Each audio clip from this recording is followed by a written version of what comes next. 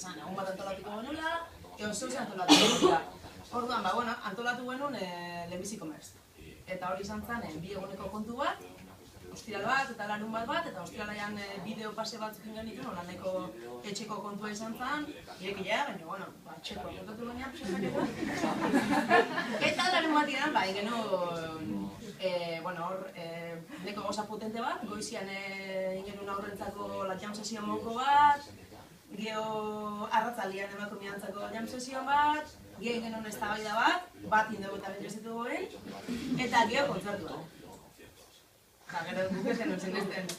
Nik gotekaten oroitzapena, bakoitza bere duko dugu, baina izan zen, jarri genitula Zarauzko Jotzezulo gaztetxean hori alako espazio naturala guztienena, aulki batzu jarri genitu, eta nire irudipena da, oroitzapena da, aulki gehiago.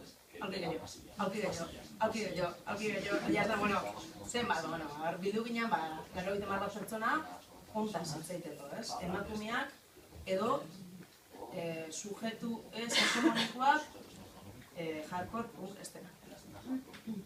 Guk ez genuen zinezten zer hartatu zen, eta next jaio zen ditzeko, baina ez dakit. Eta bizi dago. Orduan,